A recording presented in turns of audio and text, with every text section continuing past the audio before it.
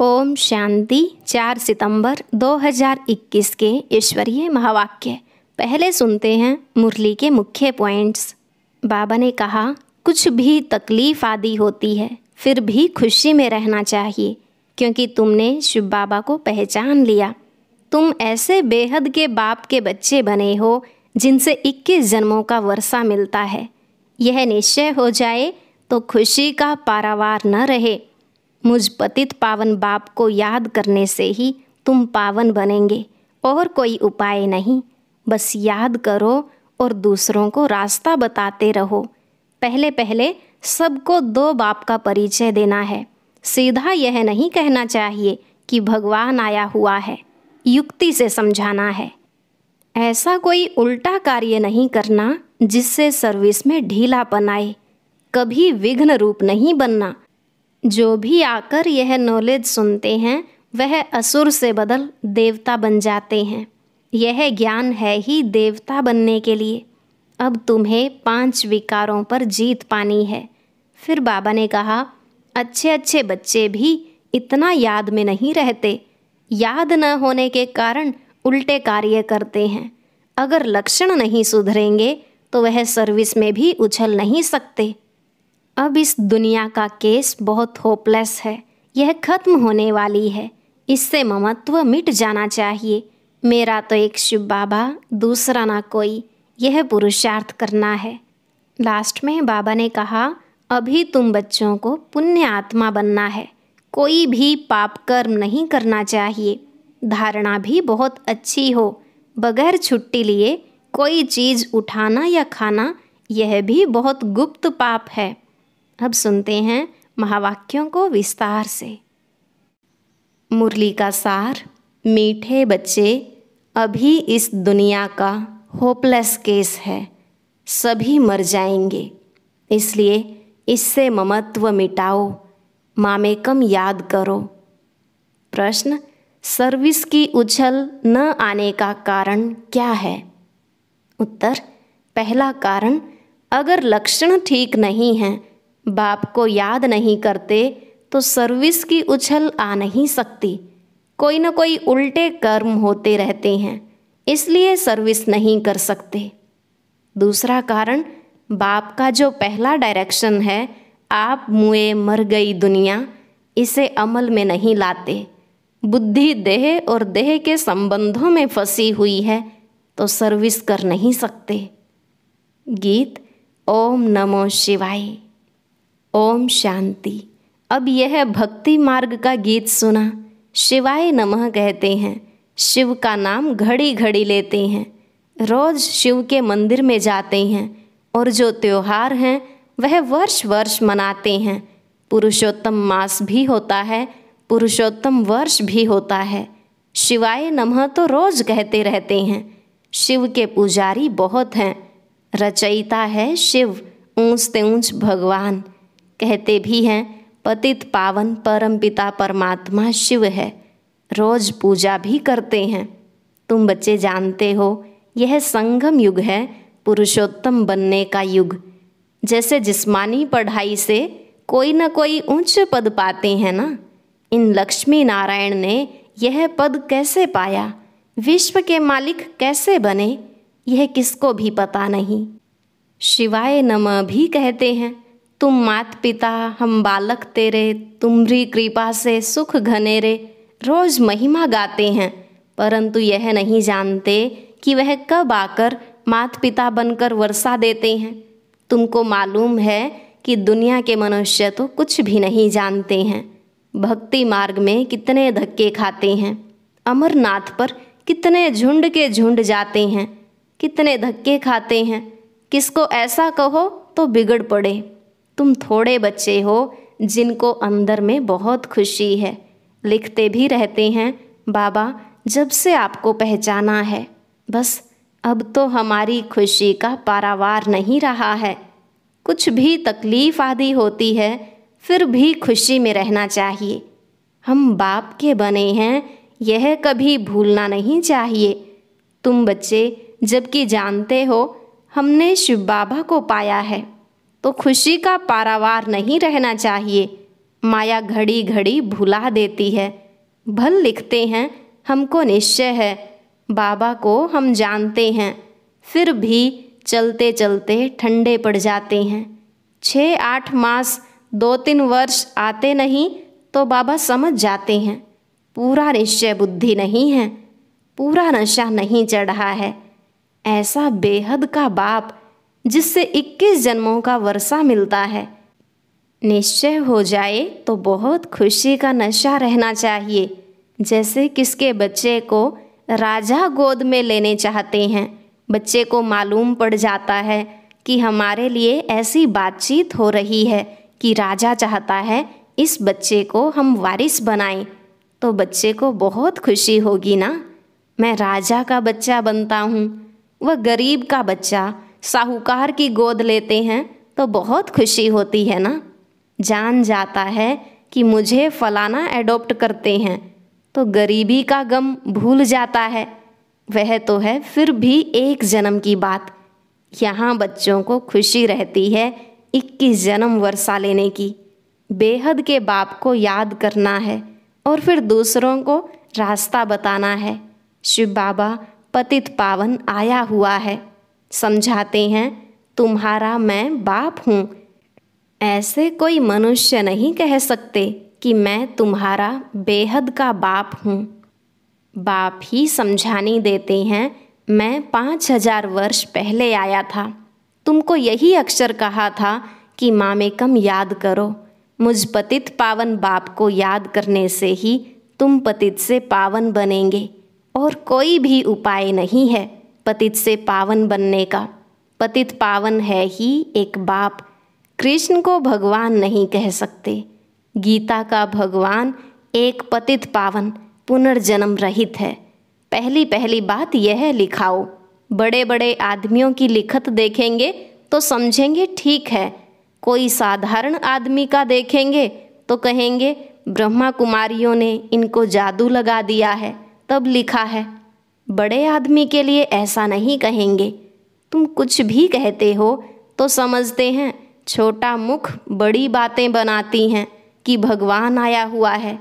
ऐसे तुम बच्चों को सिर्फ कहना नहीं है कि भगवान आया हुआ है, इससे तो कोई समझेंगे नहीं और ही हंसी करेंगे। यह तो समझाना है कि 2 बाप हैं।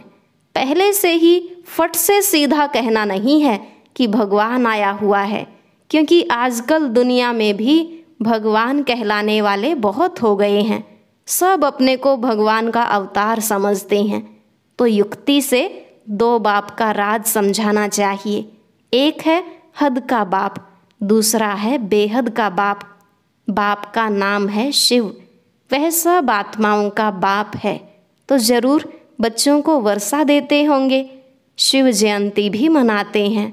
वही आकर स्वर्ग की स्थापना करते हैं, तो जरूर नर्क का विनाश होना है। उसकी भी निशानी यह महाभारत लड़ाई है। बाकी सिर्फ भगवान आया है यह कहने से कोई समझेंगे नहीं, ढिंढोरा पीटते रहते हैं। ऐसी ऐसी उल्टी सर्विस करने से और ही फिर सर्विस में ढीलापन आ जाता है। एक तरफ कहते भगवान आया हुआ है, भगवान पढ़ाते हैं, फिर जाकर शादी करते हैं तो लोग कहेंगे तुमको फिर क्या हुआ, तुम तो कहते थे कि भगवान पढ़ाते हैं। कहते हैं हमने जो सुना था सो कह दिया। अनेक प्रकार के विघ्न भी पड़ते हैं अपने बच्चों से। जैसे हिंदू धर्म वालों ने आप ही अपने को चमाट मारी है ना। वास्तव में हैं देवी देवता धर्म के, परंतु कह देते हम हिंदू हैं, अपने को चमाट मारी है ना। अभी तुम जानते हो हम ही पूज्य थे तो श्रेष्ठ कर्म श्रेष्ठ धर्म था। आसुरी मत पर धर्म भ्रष्ट कर्म भ्रष्ट बन पड़े हैं। हम ही अपने धर्म की ग्लानि शुरू करते हैं आसुरी माया की मत से। इसलिए बाबा ने खुद कहा है वह है आसुरी संप्रदाय, यह है दैवी संप्रदाय जिनको मैं राजयोग सिखलाता हूँ। अभी है कलयुग। जो यह नॉलेज आकर सुनते हैं वह असुर से बदल देवता बनते हैं। यह नॉलेज है ही देवता बनने के लिए। 5 विकारों पर जीत पाने से देवता बनते हैं। बाकी असुरों और देवताओं की कोई लड़ाई नहीं लगी, यह भी भूल कर दी है। फिर दिखाते हैं जिसकी तरफ साक्षात भगवान है उनकी विजय हुई, उसमें नाम कृष्ण का दे दिया है। वास्तव में है तुम्हारी माया से युद्ध। बाप कितनी बातें बैठ समझाते हैं, परंतु तमो प्रधान ऐसे हैं जो बिल्कुल समझते ही नहीं, बाप को याद नहीं कर सकते। समझते भी हैं, हमारी ऐसी तमो प्रधान बुद्धि है जो याद ही नहीं ठहरती, इसलिए उल्टा काम करता रहता हूँ। अच्छे अच्छे बच्चे भी याद बिल्कुल नहीं करते, लक्षण सुधारते ही नहीं, इसलिए सर्विस की उछल नहीं आती है। बाप कहते हैं देह सहित देह के जो भी संबंध हैं उनको मारो अथवा भूलो। अब मारो अक्षर वास्तव में है नहीं, कहते हैं आप मुए मर गई दुनिया। यह बाप बैठ समझाते हैं, बुद्धि से भूल जाना है। जबकि तुम हमारे बने हो तो इन सब को भूलो, एक बाप को याद करो। जैसे कोई बीमारी का होपलेस केस हो जाता है तो फिर उससे ममत्व मिटाना होता है। फिर उनको कहते हैं राम राम कहो। बाप भी कहते हैं इस दुनिया का केस बहुत होपलेस है, यह खत्म होनी ही है, सब मर जाएंगे, इसलिए इससे ममत्व मिटाओ। वह तो राम राम की धुन लगाते हैं, यहाँ तो एक की बात नहीं, सारी दुनिया विनाश होनी है, इसलिए तुमको एक ही मंत्र देता हूँ, मामेकम याद करो। कितने समझानी देते रहते हैं भिन्न भिन्न प्रकार से। अभी पुरुषोत्तम मास आया तो पुरुषोत्तम युग पर भी समझानी देते रहते हैं। समझाने की बड़ी होशियारी चाहिए, धारणा अच्छी चाहिए, कोई पाप कर्म नहीं करना चाहिए। बिगर छुट्टी कोई चीज़ उठाना खाना यह भी बहुत गुप्त पाप है। कायदे बड़े कड़े हैं, पाप करते रहते हैं फिर भी बतलाते नहीं, फिर पाप वृद्धि को पाते जाते हैं। यहाँ तो तुम बच्चों को पुण्य आत्मा बनना है। हमको पुण्य आत्मा से स्नेह है, पाप आत्मा से विरोध है। भक्ति मार्ग में भी जानते हैं कि अच्छा कर्म करने से अच्छा फल मिलेगा, इसलिए दान पुण्य आदि अच्छे कर्म करते हैं ना। यह ड्रामा है, फिर भी कहते हैं भगवान अच्छे कर्मों का फल अच्छा देता है। बाप कहते हैं मैं सिर्फ यह धंधा थोड़े ही बैठकर करता हूँ, यह तो सारी ड्रामा में नोंद है। ड्रामा अनुसार बाप को जरूर आना है। बाप कहते हैं मुझे आकर सबको रास्ता बताना है, बाकी इसमें कृपा आदि की कोई बात ही नहीं है। कोई लिखते हैं बाबा आपकी कृपा होगी तो हम आपको कभी नहीं भूलेंगे। बाप कहते हैं हम कभी कृपा आदि नहीं करते, यह तो भक्ति मार्ग की बातें हैं, तुमको अपने पर कृपा करनी है। बाप को याद करेंगे तो विकर्म विनाश होंगे।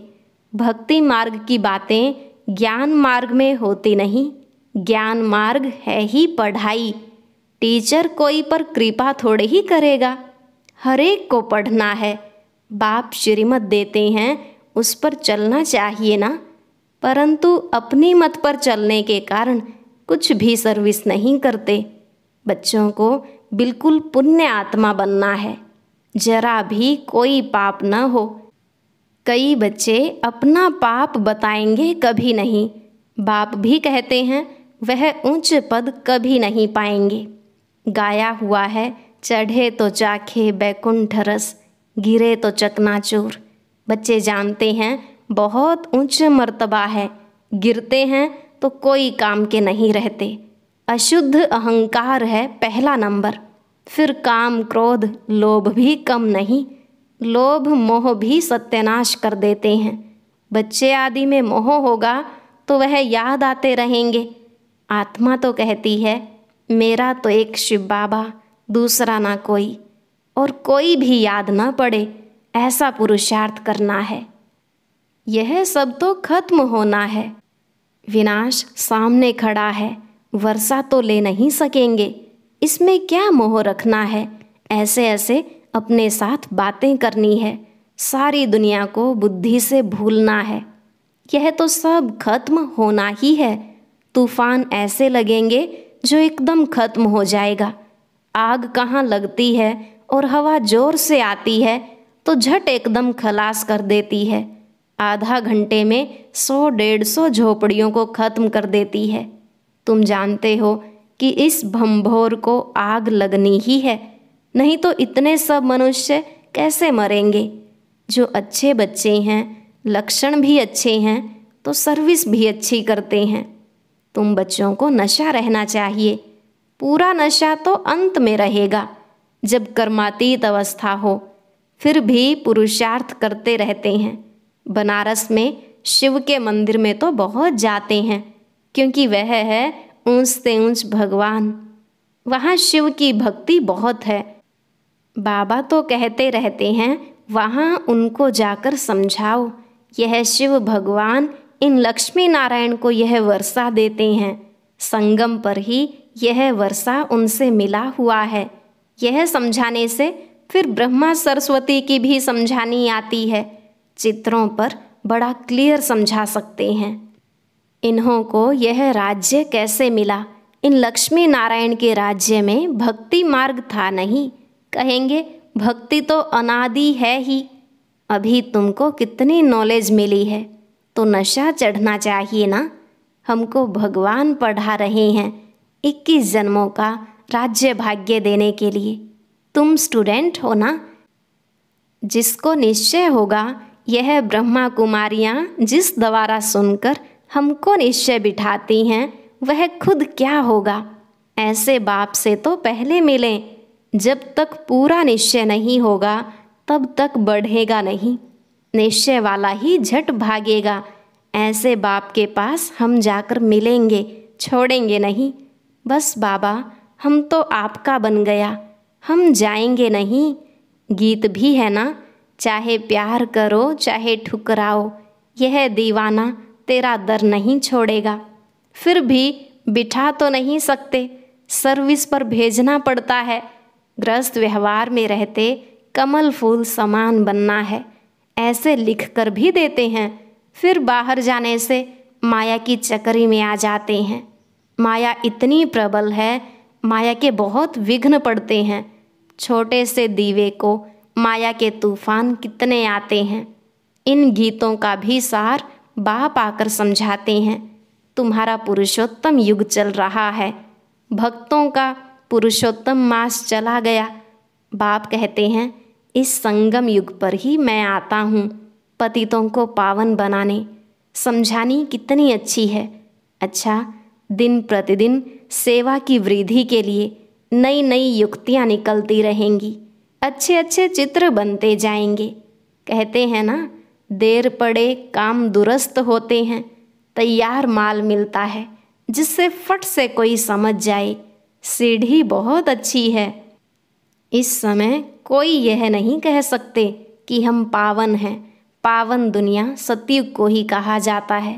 पावन दुनिया के मालिक यह लक्ष्मी नारायण हैं। अच्छा, मीठे मीठे सिकिल अधे बच्चों प्रति माता पिता बाप दादा का याद प्यार और गुड मॉर्निंग। रूहानी बाप की रूहानी बच्चों को नमस्ते। रूहानी बच्चों की रूहानी बाप दादा को नमस्ते नमस्ते, गुड मॉर्निंग। शुक्रिया बाबा, शुक्रिया। धारणा के लिए मुख्य सार। पहला पॉइंट, जरा भी कोई बड़ा अथवा सूक्ष्म पाप न हो, इसका बहुत बहुत ध्यान रखना है। कभी कोई चीज़ छिपाकर नहीं लेनी है। लोभ मोह से भी सावधान रहना है। दूसरा, अशुद्ध अहंकार जो सत्यानाश करने वाला है, उसे त्याग देना है। एक बाप के सिवाय दूसरा कोई भी याद न पड़े, यही पुरुषार्थ करना है। आज का वरदान, सूक्ष्म संकल्पों के बंधन से भी मुक्त बन, ऊंची स्टेज का अनुभव करने वाले निर्बंधन भव। सूक्ष्म संकल्पों के बंधन से भी मुक्त बन, ऊंची स्टेज का अनुभव करने वाले निर्बंधन भव। बाबा ने कहा, जो बच्चे जितना निर्बंधन हैं उतना ऊंची स्टेज पर स्थित रह सकते हैं। इसलिए चेक करो कि मनसा वाचा व कर्मणा में कोई सूक्ष्म में भी धागा जुटा हुआ तो नहीं है। एक बाप के सिवाय और कोई याद न आए। अपनी देह भी याद आई तो देह के साथ देह के संबंध, पदार्थ, दुनिया सब एक के पीछे आ जाएंगे। मैं निर्बंधन हूँ, इस वरदान को स्मृति में रख सारी दुनिया को माया की जाल से मुक्त करने की सेवा करो। स्लोगन: देही अभिमानी स्थिति द्वारा तन और मन की हलचल को समाप्त करने वाले ही अचल रहते हैं। देही अभिमानी स्थिति द्वारा तन और मन की हलचल को समाप्त करने वाले ही अचल रहते हैं। ओम शांति। आज की अव्यक्त मुरली जरूर सुनें। उसके लिए ऊपर दिए गए बॉक्स को टच करें।